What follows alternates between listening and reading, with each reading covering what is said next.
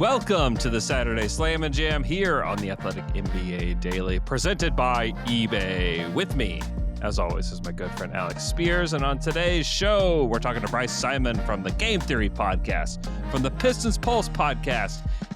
And we're going to talk about the upcoming rookie class, the 2026 draft class, and then we're going to do some trivia.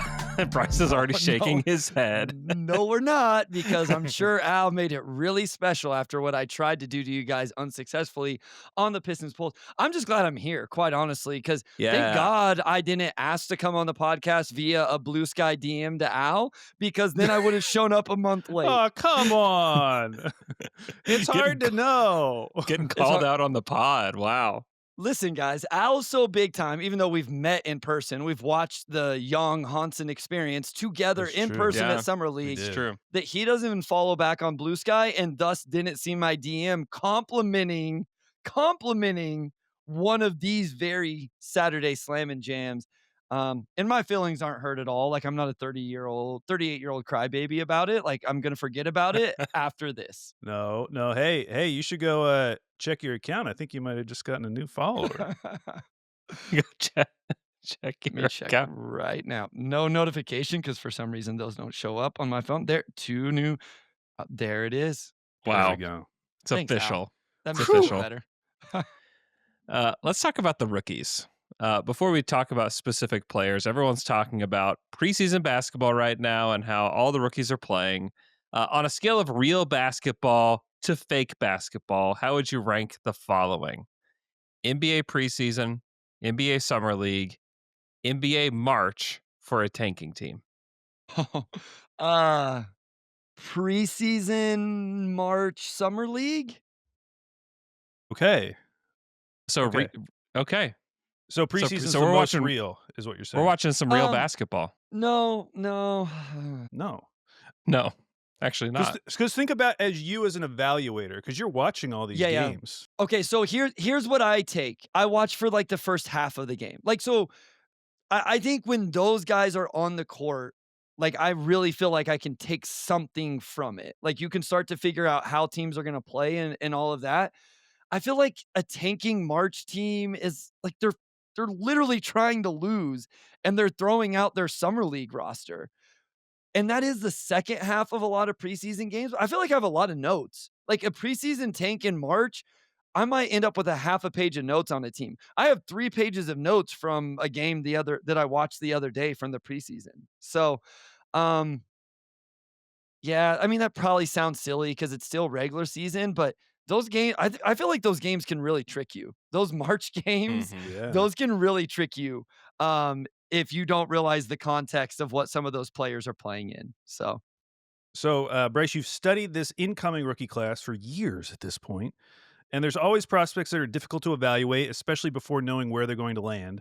Are there any prospects where you feel more or less confident in your evaluation now that you've seen what kind of context they're going to be playing in as rookies?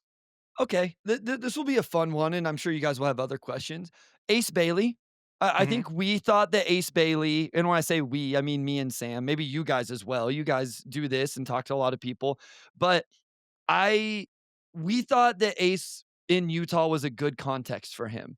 And the reason for that is Will Hardy. Like, we just thought that he ran good stuff. He would use Ace in the right way. You have a primary option, at least for Utah, with Lauri Markkanen. And so he wasn't going to have to go in there and be the guy. And I think evaluating Ace, you didn't want to throw him into that as a rookie. And we've seen that play out a little bit in the preseason where, listen, the shooting splits aren't going to stay the same all year, but I think it's proven out that he's not going to be asked to put the ball on the deck a whole lot and self-create. They're going to use him in fun, creative actions off the ball that create good looks for him. He can find success as a rookie doing that and then grow his game out from there. And I think that's good context for Ace Bailey. What do you think about, because like during the draft process, so much of the talk around him was, can he be a primary creator? And does he need to be a primary creator to reach his ceiling? What do you think the ceiling is for this version of Ace? Because it still seems like it could be pretty high. Yeah, absolutely. Like, I mean, if you're the best off-ball shot maker, my favorite term right now is advantage exploiter, and what that involves is knocking down shots, attacking closeouts, and making good passing decisions, right? So when we talk about guys playing off the ball, yeah, it's cool if you can knock down threes, but the NBA defensive has gotten so complex, they'll just run you off the line. Like watching a guy like Duncan Robinson right now in Detroit, even in the preseason, we've seen multiple great passing reads from a guy like Duncan Robinson, who nobody's going to talk about his passing because dudes are going to run him off the 3-point line. He has to be able to attack the paint, get on the baseline, and make a weak side hammer pass or hit the wing because the rotation has happened. So, point being is, if Ace can do those things as well, then yeah, it's okay to be a primarily off the ball scorer and player in the NBA, but he still has to be able to attack a closeout, tighten the handle, make good passing decisions. But can he be a 20 plus scorer, playing in this type of role? Absolutely. Does Utah have to put like a primary on ball guy in that ecosystem with him eventually? Absolutely. That's better than Isaiah Collier. Absolutely. But it's okay if he doesn't end up being a primary on ball guy. Like, that still can be a lot of value for a team. Yeah. Were there any guys like in the late first round or the second round that you're like, I nailed that evaluation? Um, Late first round, early second. Like you feeling good about Neek Clifford? No, so Neek was a name that I was gonna say. Yeah. Listen, I had Neek higher than where he went. So Yeah. if he continues to play well, that will look good. What do you I'm think trying. about his ability? Because I'm thinking now, like with Keegan Murray out, they have Yeah. like no one with any like at the forward position. Can he play? Do you think he'll be able to play up at all? Because they just have so many guards. Yeah, you don't say. Like, they should just sign another one, right? Like, why not? Yeah. They Why don't have enough not? ball. They don't. They don't have enough ball handling. So, yeah, I think Neek has a little bit of that. I think he's a little smaller than what I think of him at times, but I always thought of him. Let me pull the scouting report here. Um, yeah, so I labeled him a versatile two-way wing, and so like really him playing as a forward, maybe, but he is an older player. I do feel like he has like a little bit of strength to him. So he might be able to do a little bit of that, but yeah, he's still like playing him at the four, I think maybe a little bit much of an ask for Neek still, considering his measurements. What about any prospects that you're kind of worried about their context now that you've seen them with the team? Another name real quick there, like Sam and I just talked about, Jace Richardson has looked really good in Oh Orlando. yeah, That yeah, that that was another, Yeah. again, like who know, another guy, Ryan Kalkbrenner, with the game I watched with Charlotte, like he just did all of the big guy things that Charlotte will need, and it seems like he's going to get an opportunity there. I can't speak for every game he's played with Charlotte and if it's all looked the same. But just in general of that game that he played, just looking at his numbers right now, 10 points and yeah, 8 rebounds in 20 minutes. It's looks like in general he's performed kind of the way he did in that game. All right, poor context. Um, I mean, we talked about the Jeremiah Fears thing. Noah Essengay actually fits well there. I don't have one that stands out to me, I guess, yet. I that's I will s good. I will say this, Trey Johnson, I'm interested to see if Washington will do more of what we talked about with Ace Bailey. Mm. I watched a game, Sam watched a different game, and we both came away with like, man, it would be nice if they would find easier attempts for him and Yeah, not having to do things at such a high level of difficulty to score the basketball. They played Detroit tonight, and I haven't watched that game, so I'm really fascinated to get another look at him to see if that context was different in this game against the Pistons. yeah, that's a Hmm. good one. Yeah. So we've already seen the Mavs use Cooper Flagg in a lot of different ways. In their most recent game in the preseason against the Lakers, they started him at point guard. What do you think about Point Flag as an experiment based on his game as a prospect? How ready do you think he is for that kind of role? I mean, I think that's a big ask of any rookie.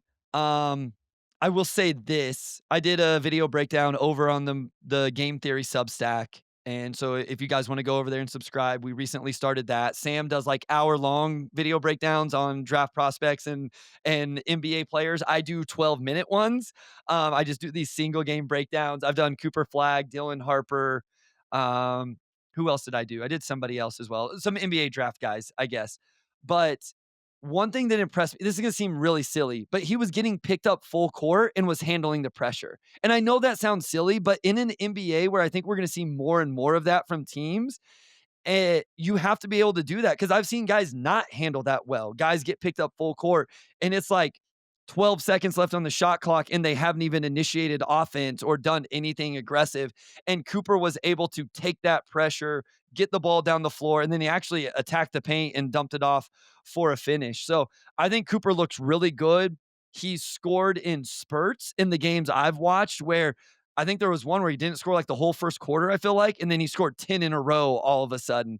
My bold prediction over on Game Theory was that Cooper. So here's some trivia, Al, before you make me look stupid. How many unanimous Rookie of the Years have there been in the NBA? I think it's really low. I'm going to guess like 2, and I really want to say 1. Okay. Andrew? Yeah, like 3. 6. There have been 6. So the names are Ralph Sampson, David Robinson, Blake Griffin, Damian Lillard, Cat, and Victor Wembanyama. And what's crazy is there's a lot that are really close, like 1 vote here, 2 votes there, whatever. My prediction was that Cooper Flagg will be the 7th unanimous Rookie of the Year, but he will be the first to not lead the NBA rookies in points per game. All 6 of the guys I mentioned led their respective rookie class in points per game, most of them by a significant number. And my bold prediction was that Cooper will not do that, that Ace will lead the rookie class in points per game, but Cooper will still win unanimous Rookie of the Year because of what we're talking about here, where he's going to have to take a huge workload offensively, probably have decent assist numbers, the defensive impact, and quite frankly, his team's going to win. I know Al isn't as high on them, but maybe 40 games where the Jazz are likely to win between 15 and 20. Hey, as someone who spends a lot of time obsessing over my bold predictions, that's a pretty good one. I like Thank that. you. I went down quite the rabbit hole for that one and came out pretty pleased. Okay, so one player's context who has definitely changed since being drafted is Dylan Harper, who's likely going to see increased playing time in the early season with De'Aaron Fox being out. What aspects of his game will you be watching closely in the early going to see how they translate? All right, so another shameless plug. I just dropped his video breakdown on the Substack as well. So one thing I came away really impressed with, guys, was the defensive end of the floor. I really liked some stuff he was doing there. He's obviously a bigger guy, like a bigger guard, and so that helps. And lots of times, guards struggle, and the rookies in general struggle on the defensive end. I came away really encouraged, like really intrigued with what he was doing on that end of the floor. What I'm really interested to watch, like he plays with real nuance. He doesn't get enough credit for the nuance he plays, in ball screens and stuff like that. But I was a little concerned how much he wasn't using his right hand. So I highlighted a play where he comes off a ball screen, live dribble, whips a pass with his left hand to the weak side corner with his left hand, and multiple examples where he's going to his right and making similar decisions and passes. He's not doing it with his right hand. He's having to bring the ball to both hands and then throw it with his left. For some people, they may be like, well, what's the big deal? In an NBA where a split second, a half a second matters, having to bring that second hand on the ball or give away to the defense what you're doing with the ball matters. So that's something I'm really looking for with Dylan Harper on the offensive end, is the use of his right hand. Does it end up being a big factor? Is it something he can improve on? But also, like, how good can he be defensively? Because I was impressed. I was encouraged with how he looked. So a couple of first rounders from last year that will eventually be making their career debuts after suffering injuries are Nikola Topic for the Thunder and De'Ron Holmes for the Nuggets. For fans that may have forgotten about these guys' games, like, can you help describe them? I mean, first is like, is Topic okay? It's he's okay. He's okay. He's gonna be fine. He'll be back probably maybe like the third week of the season, maybe. Had a little testicular procedure done. That's all I know. And I've told people, you know what? Sometimes you ask questions, sometimes you don't. And you know what? That one, I'm going to leave it alone. Just going to let it happen. And he'll return. He'll return soon. Um, Yeah, uh, that's yeah. Yeah, that one was, you leave that one alone. So, um, yeah, so I'll just read my, scout on Topic from the 24 draft. True on-ball guard that's your primary initiator, run the show, get the ball to scorers around him, can break down the defense, uses eye manipulation, and one of the best ball screen operators in the class. The questions for his offensive game are explosiveness. He does show signs of a second gear on his drives, and then real questions about the jump shot defensively, leave something to be desired on the ball. The hope would be his high feel for the game and his size translates to this end of the floor to produce a quality team defender. Obviously, this is a guy that's very close to home for you. In the limited minutes you've seen throughout his young career, or does that kind of pan out? Are those the same questions and positives that you've seen so far? yeah, I mean, he's definitely going to be an on-ball guy. And which, we've seen a guy like him in this OKC context before in You don't Josh say. Giddey.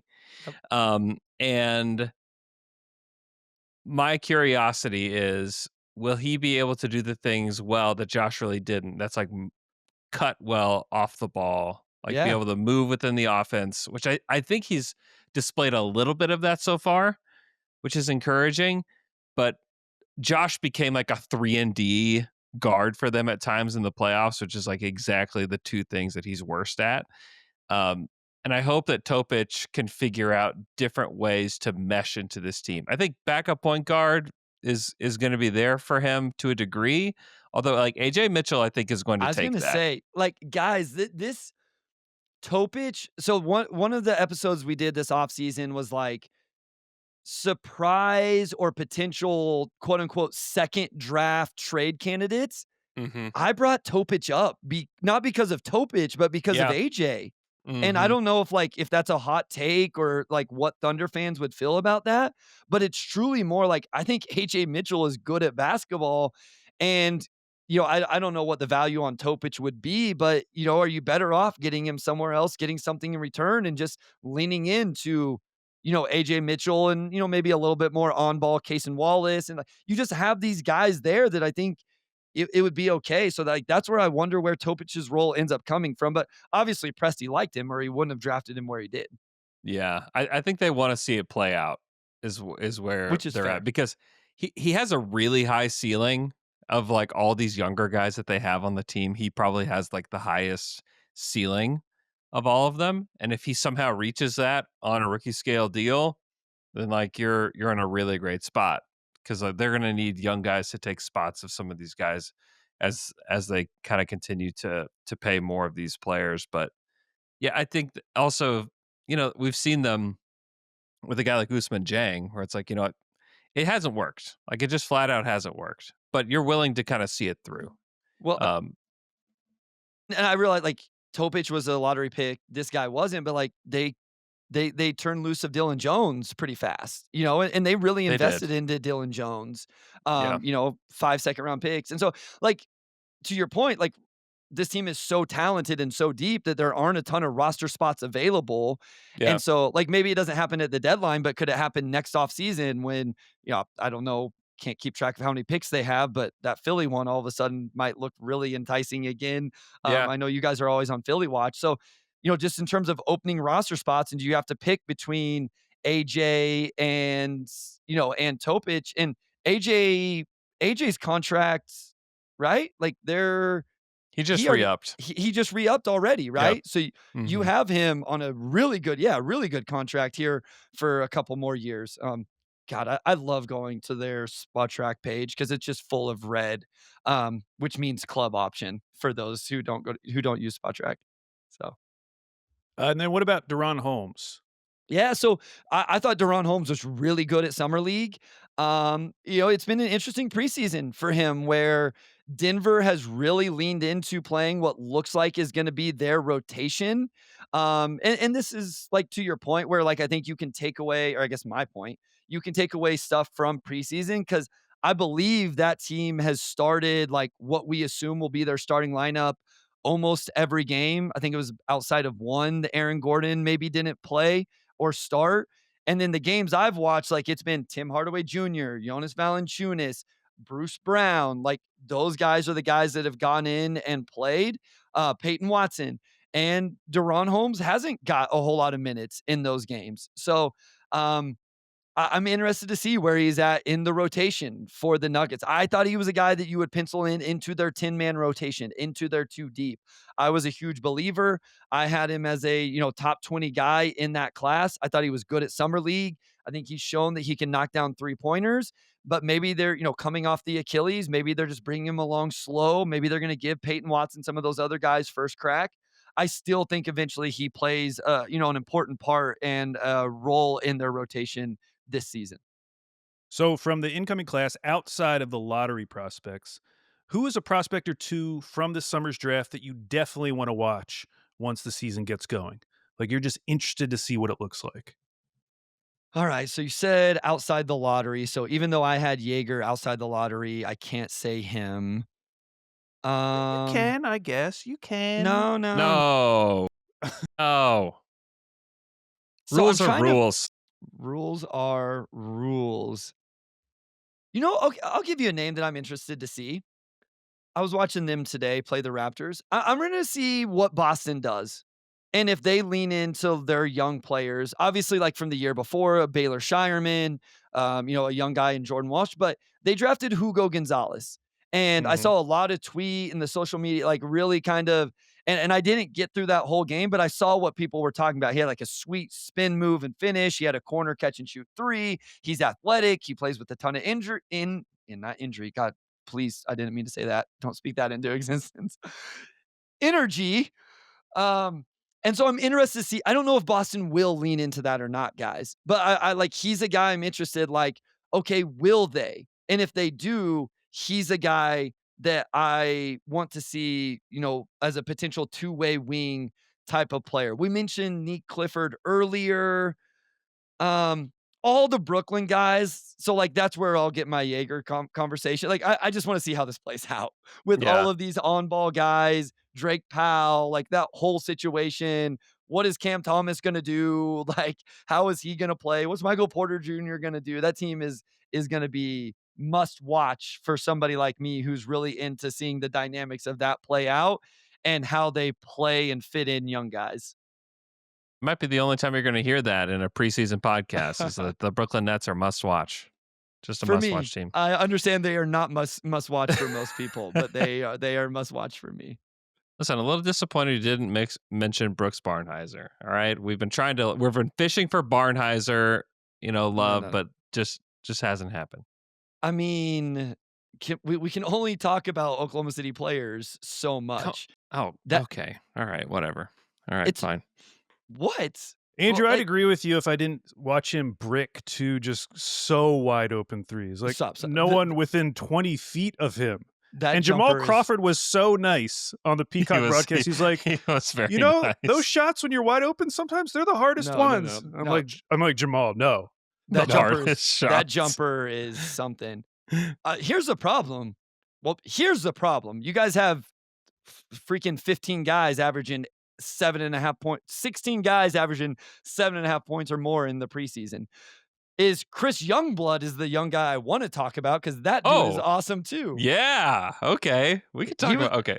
We don't have to, but we'll save it. We can save it for Down to Dunk. We'll have you on Down to Dunk. We'll talk about it. Yeah, I'll send Alex a DM and now he can respond and then There I can you come go. on there and talk. He was a talk at Summer League. Like whenever I was talking to people, just walking around, whatever, like Chris Youngblood, had made a name for himself there. Listen, Brooks Barnes, that dude is jacked. Like I'm like, Yeah, oh he is. He is, but he got to figure out the jumper a little bit. Yeah. So let's move on to the 2026 draft class. Hold on, real quick. Yeah. Young Hansen was outside the lottery, so of course. Oh, There we go. Well, there we Of go. We're fishing for course. that too. He is a guy that I'm very much looking forward to seeing. Offensive skill level is real. Can he stay on the floor defensively? I don't know, but I think we're gonna find out. Al?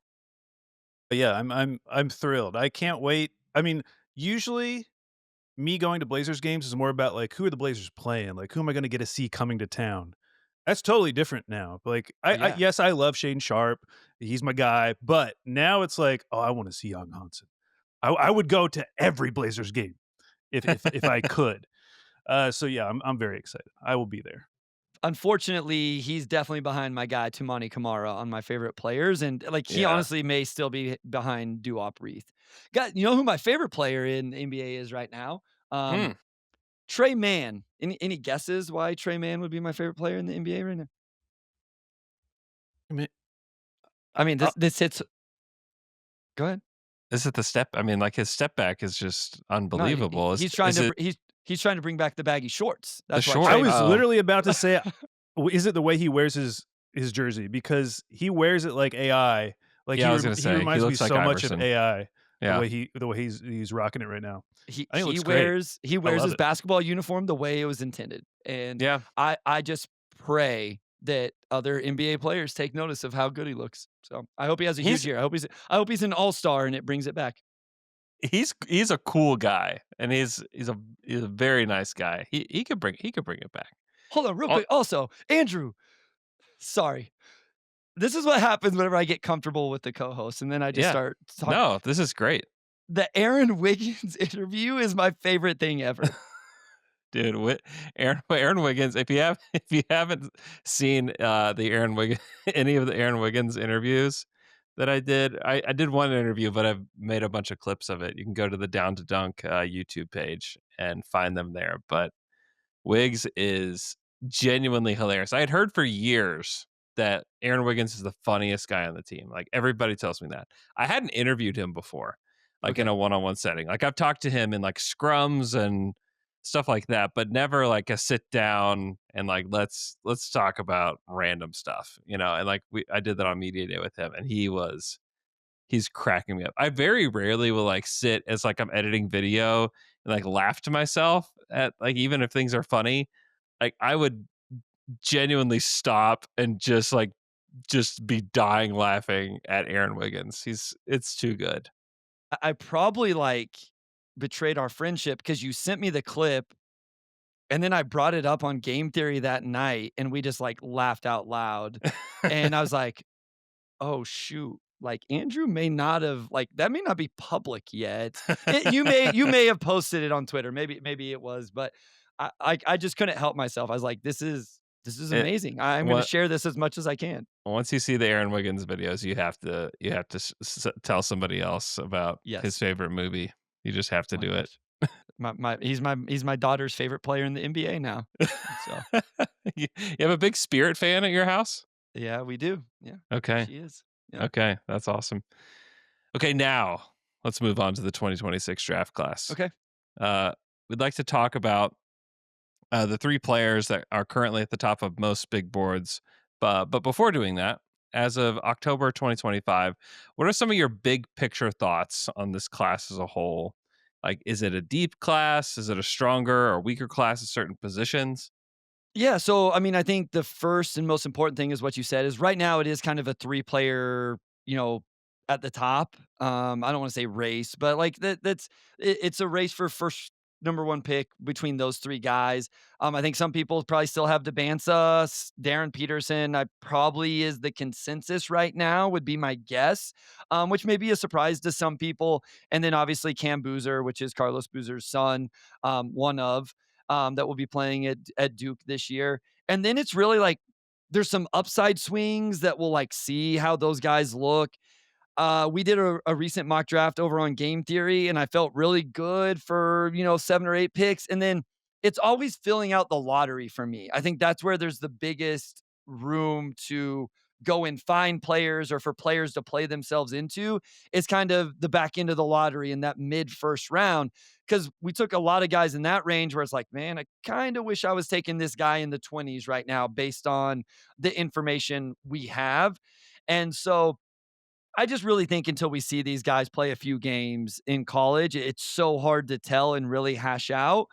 But I think for most people, these are the 3 names they wanna get familiar with, and then we'll see how the rest of the season plays out and what guys kinda surprise and who's taking their game to another level. Okay, so for each of the top 3 prospects, we'd like to get a general idea of their player archetype and maybe 1 or 2 of the skills that evaluators are going to be focused on this season as potential areas of improvement. So let's start with freshman Darren Peterson going to Kansas, who both you and Sam Vecini had as the number 1 prospect currently on your big boards. What archetype of player is he?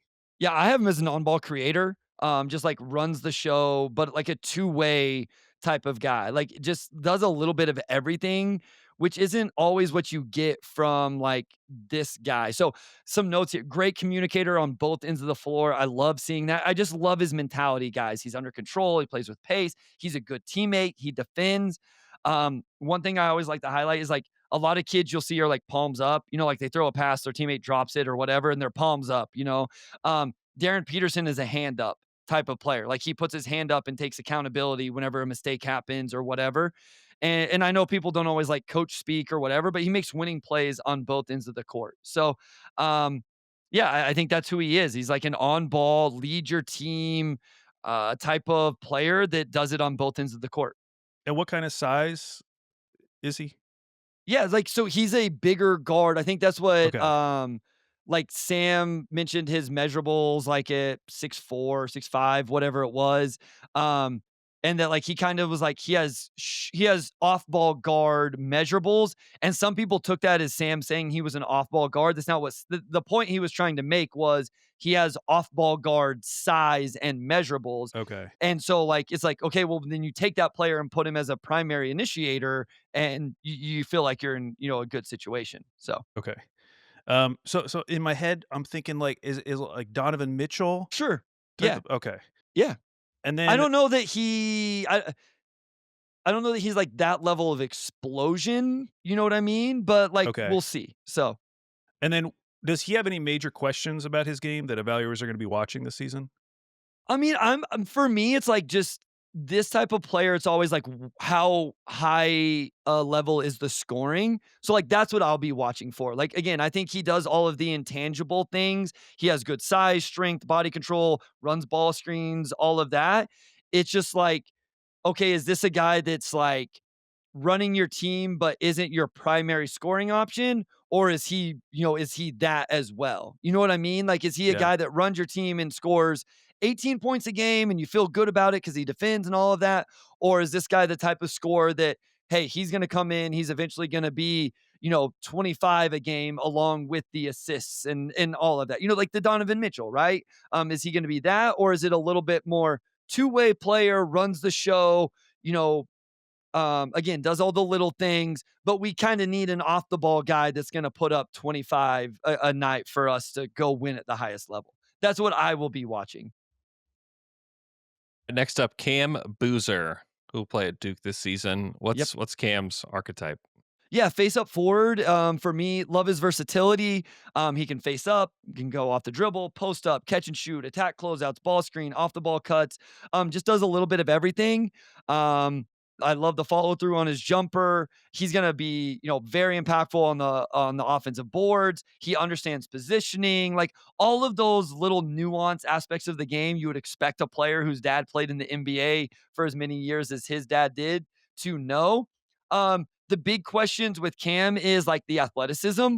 Like he is a kind of below the rim finisher and not like this just super explosive athlete. And so like what are the limitations there in terms of a ceiling? Like how I always say number one, number two, number three option. Does it limit those things? Or is he just so skilled, so good with footwork and positioning and body control and using angles that it doesn't end up mattering? And where does that put him on the defensive end, right? Like as a forward, is he going to be able to chase guys around? Those type of things. I do think he can be impactful as like a low man, rotation defender and all of that. But I would say that's probably what people are looking for is, you know, where is the athleticism and does that put a cap on his potential? And finally, AJ DeBanza, who's going to be at BYU this season. Now, of the three names mentioned so far, he does seem to have the widest variance when it comes to opinions on his game. What is his player archetype, and what is the holdup for a lot of people when it comes to DeBanza? I mean, the funny thing is, for people who are, and I'm not into the grassroots as much as some people, but like, I knew who AJ DeBanza was like when he was like 15. Like he was one of those guys that like people were talking about. I mean, it's been a little bit, I don't know how recent, but DeBanza was widely regarded was going to be the number one pick in like this draft, right? Like he was going to be coming in. And that's changed, I think, partially because of his doing and some questions. But he's massive for a wing. Height, length, physicality, insane athleticism.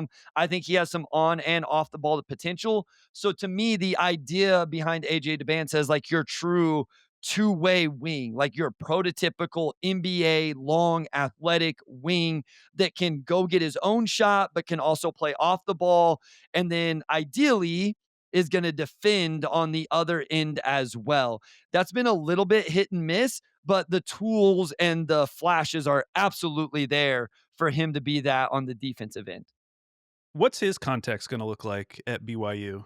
Yeah, it'll be interesting. Like they run a lot of really good stuff. We saw Jaeger run the show there for them last season. And then they play, they're gonna shoot a lot of threes and you have this off ball. But so I'm interested to see how much they use him as an on the ball guy or if they use him exclusively off the ball. Cause they also have another guy named Richie Saunders, who's probably a name to know for potential first round, maybe second round. That's a real good off the ball floor spacer, shooter, all of that. So I think they'll run good stuff at BYU. So it'll be interesting to see how their stuff meshes with the way AJ wants to play. And I'm really fascinated to see how much on the ball stuff he may or may not get there. All right. It's your least favorite part, but first we're going to take a quick break and then we're going to do some trivia.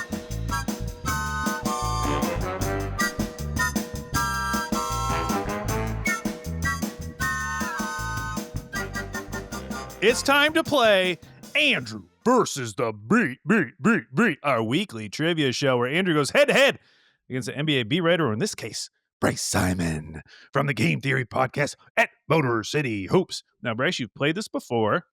I've come up with 8 questions, and these are all questions about the incoming rookie class. All the guys we're about to see for the very first time make their very first NBA points. All the questions will be about them. 8 questions, some are easy, and I will say, one of them, I say very easy. Very easy. Whoever gets it, you're in for a treat. You're in for an absolute treat. Don't do this. I was going to say that's almost scarier than like the really hard ones. I don't like this. Just make them really hard. So then no. Actually, they're all easy. Okay, how this is going to work? Bryce, you're going to give me a number between 1 and 8. It'll correspond to a question. If you get it right, you'll get at least 2 points. If you get it wrong, Andrew will have his chance to steal for 1. And we'll go back and forth till all the questions have been asked and answered. So, Bryce, to start us off, what number would you like between 1 and 8? 3. 3. The answer. 5 rookies have had a 20-point game so far in preseason. How many can you name? You could get 5 points here, okay? 5 points. Okay. So single game, preseason, 20 plus points. Have to be a rookie. So I think Ace has done this. Ace has done it. He's done it twice. Okay. It's 1 point. That is 1 point. Who else? 4 still available. Who else has done this? I can pull up my list, right? Like, sure. Yeah. If you want to pull up like the Basketball Reference draft page. Yeah, I'll just pull up my big board, and go through. As long as you're not cheating. No. And we will know. We will know. And if we find out, you'll be banished. Never again? You'll be banished. You'll never appear on this show again. You will unfollow me on Blue Sky? Yes. That will last less than an hour. Me following you. I want to say VJ, but I don't like it. Okay. Was that What was that? Was that your answer? You said, I want to say something, but I don't like it. So I took that as you I'm not don't saying want it. to say it. Do you want to say it? I don't want to say it. Okay. Gosh, there's been 5? Yeah, there's been 5. You know what's, and this, I thought this was going to be a really annoying question to figure out because I went through every box score for every preseason game. Turns out no one scores 20 points in the preseason because they all play like 20 minutes. So it was Oh, pretty quick. yeah. Pretty quick. Um, Now, Bryce, I just gave you the opportunity of a lifetime. 5 points available to you. I have a And question. Do I What? do I have a point? What? Yeah, you have 1 point from And Ace I get Bailey. it no matter what? Yeah, you get it no matter what. So I'm actually gonna go with his teammate, Walter Clayton Jr. That is correct for another point. Whoo! Now, Woo. most questions worth 2 points. Now it's gravy time. How many more can you get? So I actually haven't watched them play yet, but based off what people have said, Okay. did Jace do this? Did Jace Richardson do this? Jace did not do Okay. this, but you still got 2 points. Andrew, you could steal 3 points. I think Fears did. Jeremiah Fears did do it. Used to say that answer. Does my guy Chris Youngblood count? Because I know he did it. He did it twice, Andrew. Yep. And there's one more name. If you get it, you'll be a hero. People will talk about you. Awful announcing. They'll do a post about you. They will. Oh, no. Once you hear the name, because it'll be so amazing. Can you get it? I don't know if I have the name. There's no way you got it. It's David Jones Garcia for the Spurs. Yeah, I did not know that. Okay, Would not- look at would that. not have gotten High scoring game. After one question, it's 2-2. All Isn't right. that fun? All right, Andrew, board is yours. Number 1. Question number 1. There were 8 players drafted in the 2025 NBA draft who only have 3 letters in their first name as it appears on basketballreference.com. We're going to name all 8. So how this works, Andrew will give me a name, then Bryce will give me a name. We'll go back and forth. So these are players drafted in this most recent draft who only have 3 letters in their first name.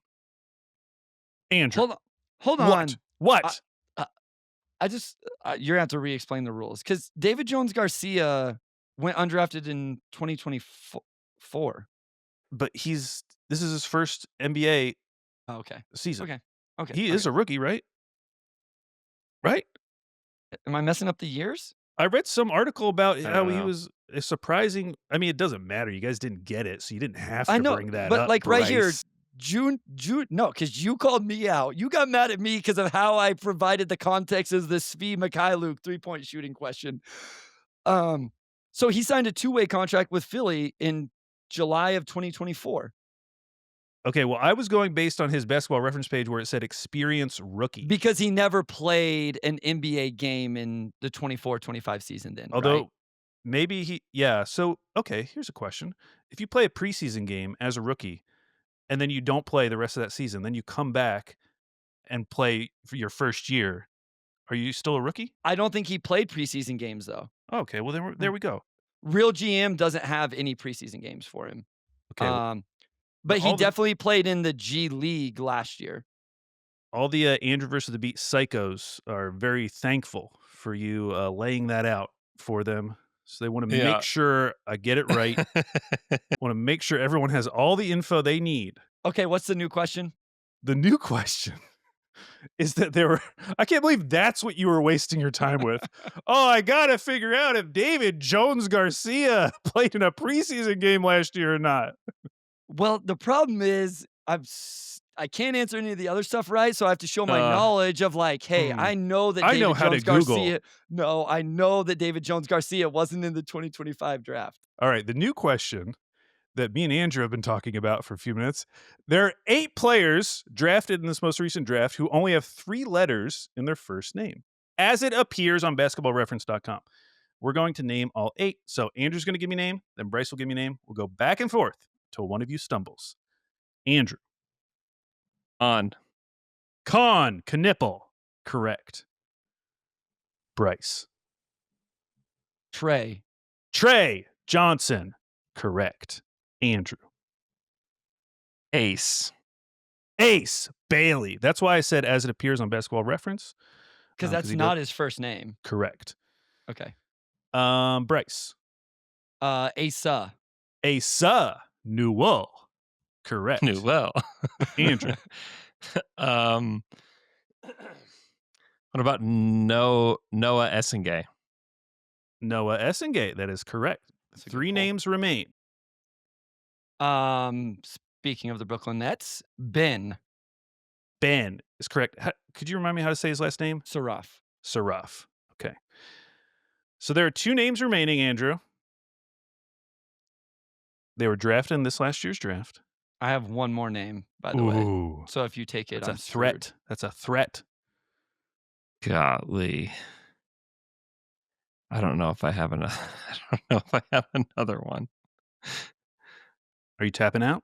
I'm trying to spell things in my head. Okay, hold on. What are you spelling? Like names? Names? Man, I don't know. I don't have another one. Danny Wolf. DNI. D. You're just going through all the names. You said drafted, right? Not just first round, right? 'Cause Correct. my name's drafted. Okay. Yeah, I don't. Unless like VJ's real first name is only 3 letters, then I don't know. Nope. All right. Okay, Bryce, what was the other name you had? Max. Yeah, Max Shulga. Shulg. The Who's Shulg the man. last one? The last one was Cam Jones. Oh. Dang. All right. So Bryce steals the point. It's now 3-2. Bryce, you have control of the board. 2. Question number 2. According to BetMGM, betting sponsor, what is the over-under for regular season points per game for Cooper Flagg? Now, you get to choose who answers first. You can make Andrew answer first, and then you go higher or lower, or you can answer first. Now, this is a little bit confusing because it is an over-under, and I also am asking you to go over and under, but I'm asking you to give me the number What that they have given BetGM? bettors. Okay. Yes. Okay. The BetGM number on Cooper Flagg's rookie season points per game. Yes, and if you make Andrew do it and he gets it exactly correct, he would get a bonus point. So just a little warning. Okay. So I will do it. Okay. I don't know if they do this with points per games where they always make it a half. I guess they probably don't have to since it's points. 15.5.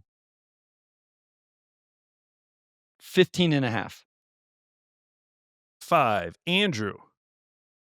Is the over-under higher or lower than that? I'll say lower. Lower. No. It's 16.9 Dang Wow. it. points to Wow. Bryce. I was thinking it'd be like 14. But Really? wow. When I was looking it up, I thought it'd be over 17. Really? Yeah, I think he's Huh. going to be like 17, 8, and 4. That's what I'm feeling. That's sick. Thank you. That's awesome. That's a sick prediction. All right, It's a really Andrew, sick prediction. you're now down 5-2, but you have control of the board. Number 4. You're going to hate this one. All right. When Cooper Flagg was in 8th grade, he received his first Division I offer from this school in Rhode Island. The name of the school is the same as the last name of a lottery pick in the 2025 NBA draft. So Cooper Flagg in 8th grade got his first offer, D1 offer.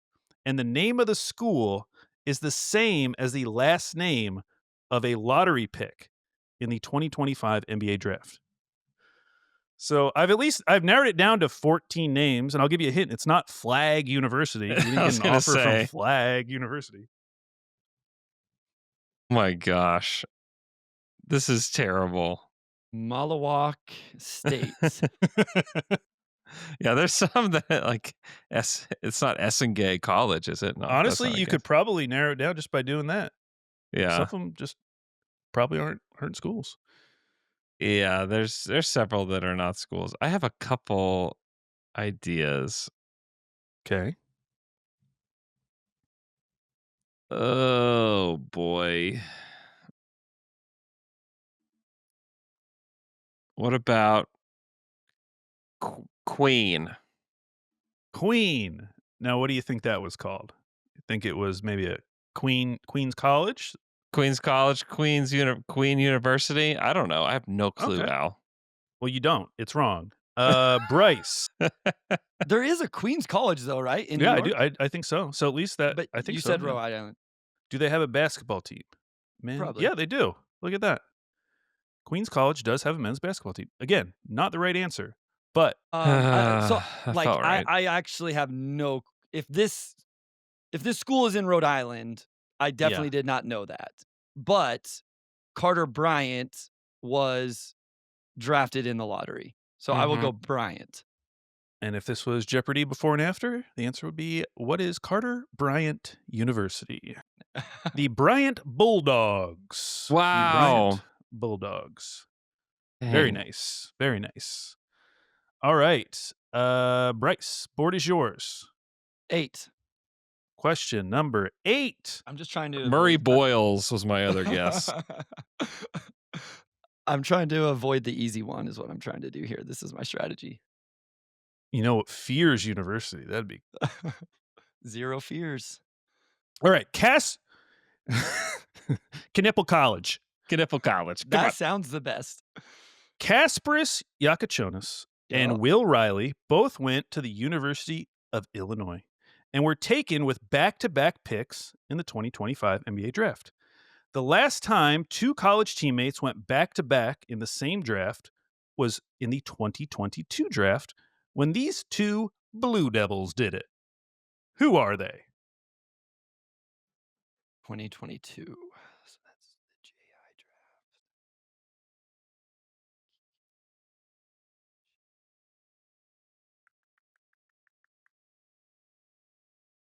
Trying to go through the 2022 draft. Nikola Jovic.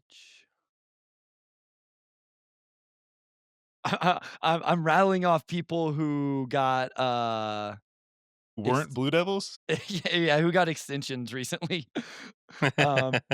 Which isn't helping at all.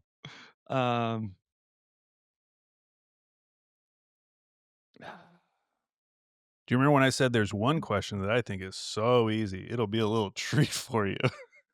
That was this one. That's this one? Yeah. Be a little treat for A you. little treat for you. Man, you know what treats I've been into lately?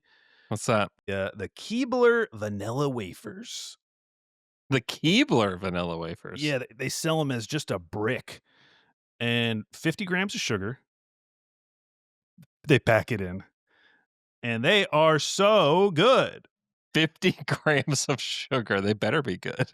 I had to stop eating them because I was eating like, I would say 2 to 3 a week. 2 to 3 a week, and so I had to stop that. But they're so good. They're good. If anyone has a healthy wafer recipe, send it my way.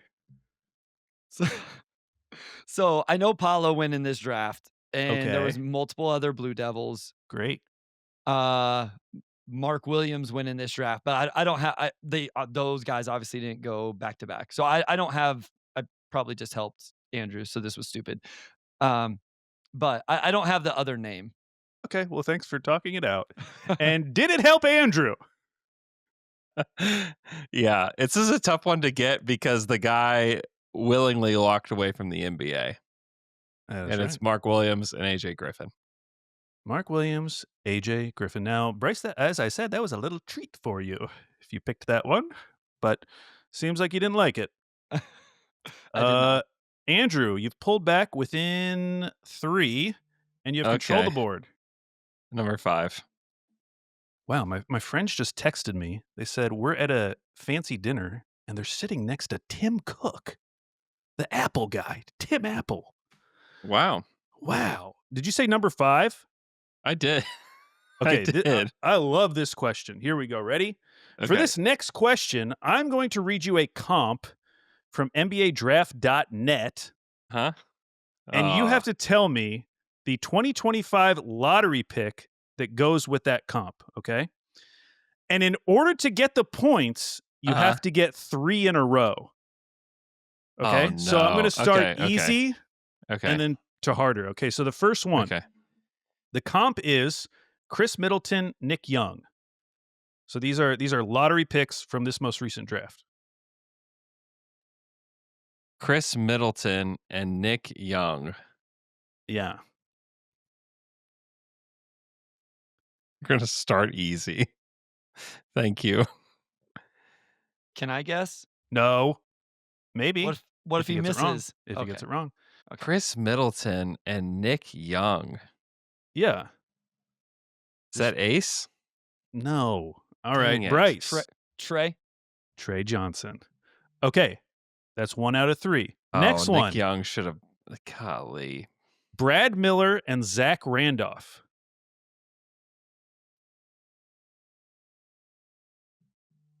Who's up?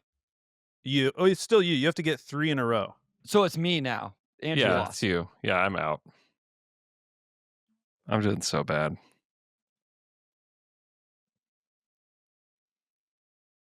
Brad Miller and Zach Randolph. Can you guys hear that dinging? No. Okay, Gosh, thank dang God. it. It's one of two guys. This is my stupid friends texting me about Tim Cook. I'm like, done. I don't care. I'm over it. Colin Murray Boyles?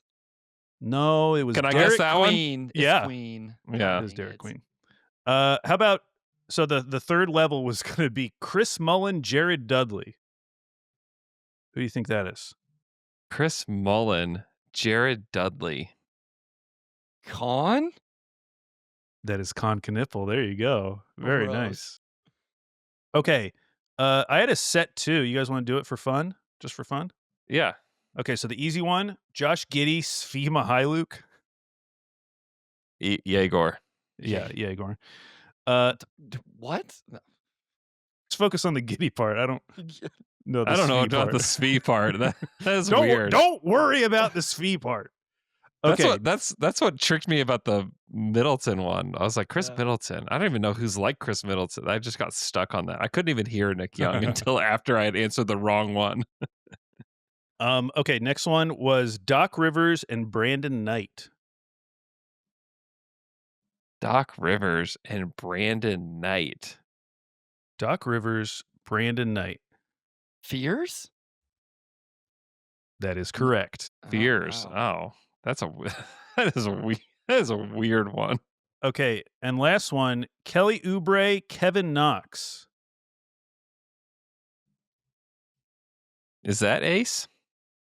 No. Is that Essengay? I was going to say Essengay. No. Carter Is Bryant. that- Then? Yes, Carter Bryant. That's Oh, no, yuck. that's You don't like that? No. Carter Bryant is good on defense. You don't like the And Kevin Knox comp? Okay, well, Don't. Listen, I don't like that. I'll just I don't say like that at all. I spent a lot of years on NBADraft.net when I was Dude, I younger. did too. I did Love too. the comps. God, love the comps. comps. God. Listen, I don't like to clown comps because they are truly hard. And I don't like to give comps at all unless that like one literally just like hits. And so when you're forced to do it for 100 players, I understand how hard it is. But sometimes I do laugh at comps. I'm like, that doesn't even make sense. So neither of you guys got the point for that. That's okay. Don't worry about it. Not a big deal. All right. Don't worry. So Bryce, you have control of the board 6 or 7. 6, 7. Oh, you know about that probably. You Oh my teach God. middle school. I was going to say. I do it this way just to piss the kids off. I'm like, if I say it and like make fun of it, maybe it'll become uncool and they'll stop doing it. It hasn't worked. My friend who's also a middle school teacher made a shirt that says 7-6 and it Yeah. has George Washington on it. It's such So- a dad thing to do. I bet the kids love that. He I bet they he made love sure that play. the shirts on are it. selling like hotcakes, I'll tell you. Really? Like hotcakes. They really are. I will absolutely tell my students about this tomorrow, though. Actually, we don't have school tomorrow. Now, if he had done 7-6 and put AI on it, now that's cool. No, I'd buy that. It's not too late. AI. It's not too late. Do it. 7. 7. Which 2025 first rounder has recorded the highest dunk score so far in the preseason? Oh my God. Good luck.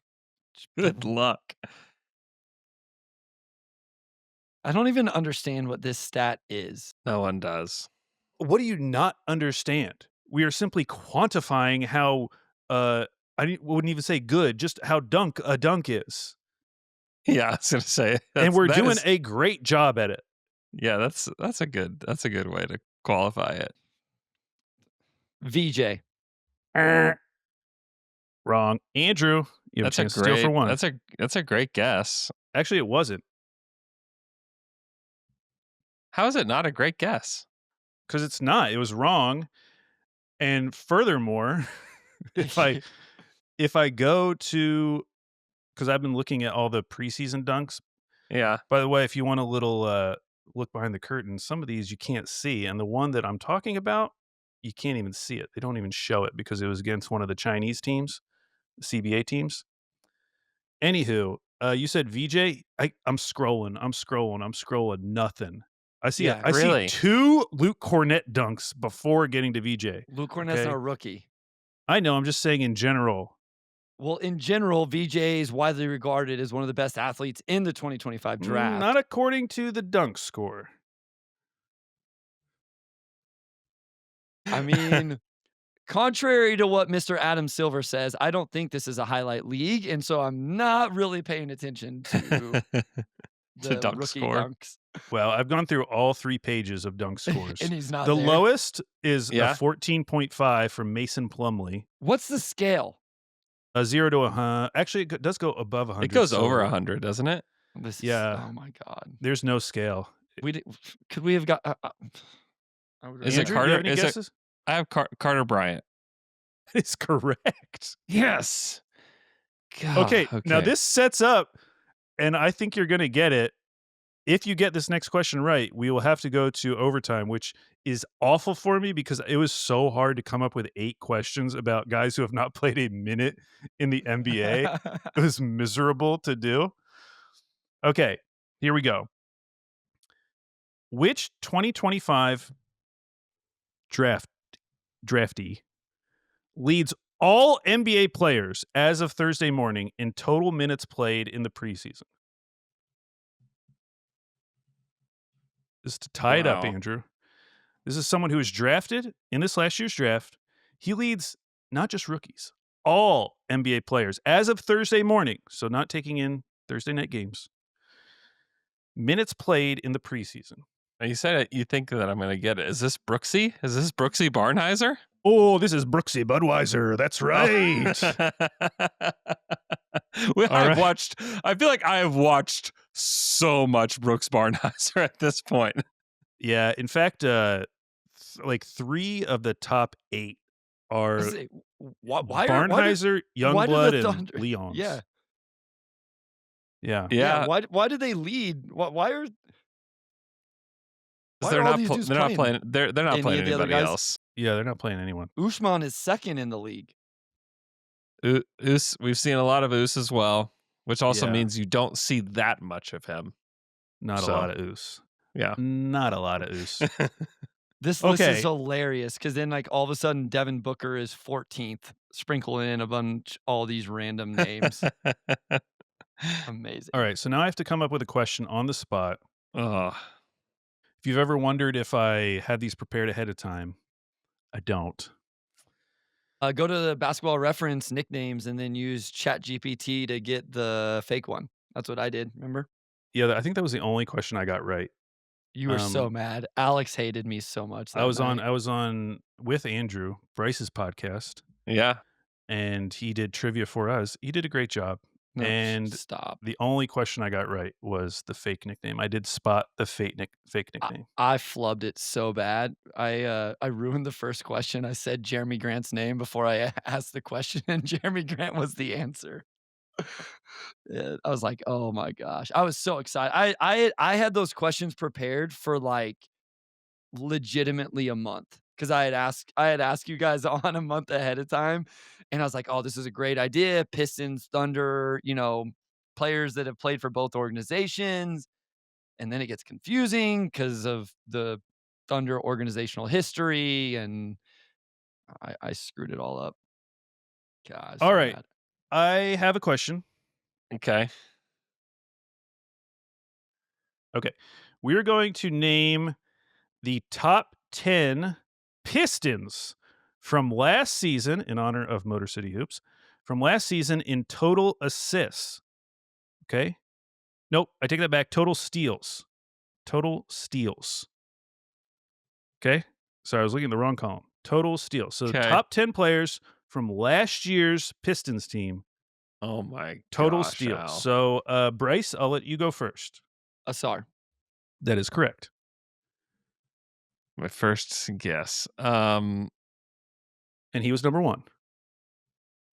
Cade. Cade, number 4. Tobias. Tobias, Very active hands. number 2. Although I will say a lot of what you would think are steals get calculated as blocks, but still. Interesting. Andrew. Ron Holland. Ron Holland, he is number 6. Bryce. So this one's funny because I was just talking about this the other day in terms of his stocks per like 100 possessions and per 36. Paul Reed. B-Ball Paul, number 7. Oh, B-Ball Paul. You know when B-Ball Paul is on the floor. That is what I will tell people. Okay, Andrew, it's your pick. Number 3 and number 5 still available. What about Malik Beasley? Malik Beasley, number 3. 82 games played. I would hope Jalen Duren is on this list. Jalen Duren was number 5. So you all have gotten 7 of the 10. So, and all that's left is 8, 9, 10. And this is where it's going to be decided. Oh no. Andrew. Golly. What about Tim Hardaway? Tim Hardaway Jr. is number 8. Yeah, played a ton of minutes. All right, Bryce, only number 9 and 10 left. So there's a name that I want to say.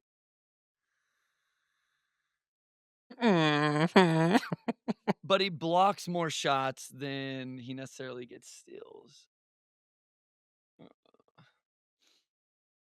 But he didn't play a lot of minutes either. So if we're doing totals, this probably isn't good when I'm leaning away from the mic. My bad. So as much as I love him, I'll stay away for now. I just realized you're wearing a Motor City Hoops t-shirt. You have merch. Shout out. Well, that's the old Look at school that. one because that's still the podcast, which no longer exists for 4 years. So that tells you how old this shirt is. I'll go Sasser.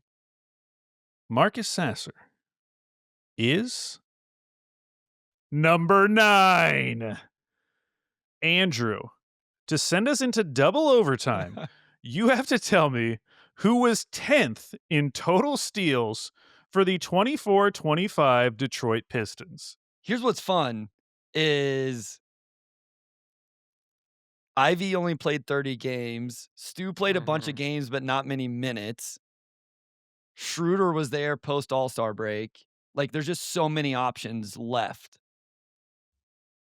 I have like 2 guys I'm trying to decide between. One of them I feel like you described, and I was going to go for him, but then you acted like he didn't get many steals. Andrew, you can speak freely now. Yeah, let's talk So it now- out. So now I'm afraid. So I'm trying, like Isaiah Beef Stewart, Yeah, which is the guy that I think you're hinting at. it's killing me not to say his name. There's one other guy that I know played a lot for the Pistons last year that I would also guess, but although he's like not known as like a stealsman either. Interesting. Lindy Waters. That's who you're talking about? Lindy's awesome. Well, it's Fontecchio is the other guy that I'm thinking. I will that say played a this: lot. he did not shoot the ball very well last year, but he. A lot of my notes would be like Fontecchio actually pretty good defensively tonight. Fontecchio holding up okay defensively tonight. And he did play a lot. I think people forget because he kind of got benched in the playoffs, but he did play a lot in the regular season. Yeah, he played a lot for them. You just convinced me. I'll say Fontecchio. Folks, we are going to a double overtime because it was Fontecchio. Damn it. All right. Just do assists now. No, Oh. I gave your team some shine. You got first dibs. So now we're going to do a Thunder themed question Okay. for Andrew. And we are going to do the top 10 in I'm sorting to see like what's the funnest one to do. Okay, we're going to do the top 10 in blocks for the Thunder. Andrew, you're going to start us That off. is fun. That is fun. Shay. SGA was number 1, 77 blocks. Bryce. I mean, even with the games, I'll go Hart first.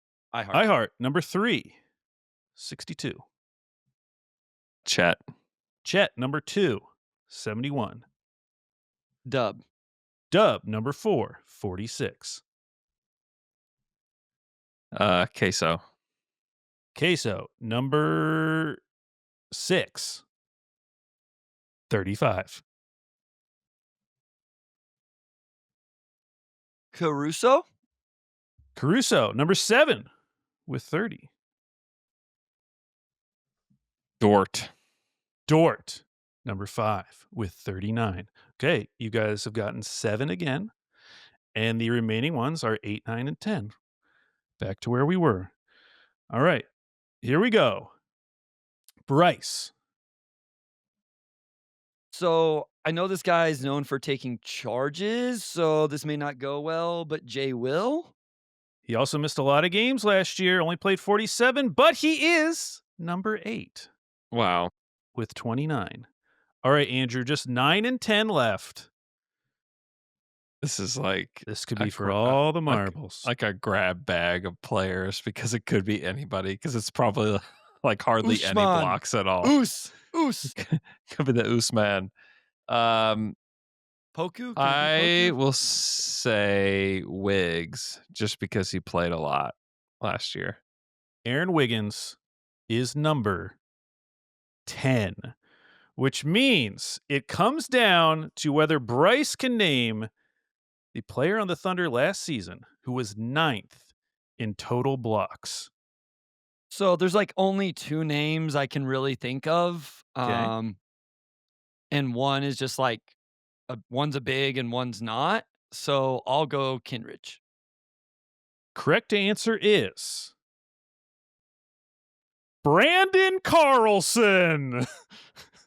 There's no way, really? I mean, Yeah, what does it even play? He had 21 blocks last season. How Wow. about that? Shout out Yeah. to Brandon Carlson.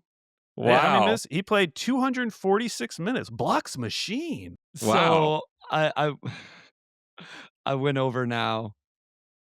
He led the team in blocks per 36. Good for Whoa. Brandon Carlson. Wow. He's getting Shout a lot of out. run preseason as well. Yeah. On a 2-way. Wow, what a thrilling victory. Andrew finally got back on the winning side of the ledger. Oh, God, yeah. Every one of these I've listened to recently, he's gotten blown out. Yeah. He And- just needed a little good luck in the form of Bryce Simon. And so I come on here, think I have a good performance by going into double overtime, and it's actually embarrassing. Like, it's like I broke the losing streak, and It came down to, can you name the really obscure player from the other person's favorite team? and he was Hey, and you better. gave me a little assist there with the Fontecchio That's help true. there. Gosh, double overtime L. God, Go I hate this game so much. go listen to the Game Theory podcast. Go subscribe to the Game Theory Substack as well to get some great content there, and also listen to the Pistons Pulse podcast. Bryce, thank you so much for coming on. Thanks, guys. Always have a lot of fun. I appreciate you. All right, we will be back every single week now because the NBA season starts next week. So we'll be back next Saturday and every Saturday for the rest of the season. You're stuck with us. So appreciate you guys listening and subscribing, and we will talk to you guys again next Saturday.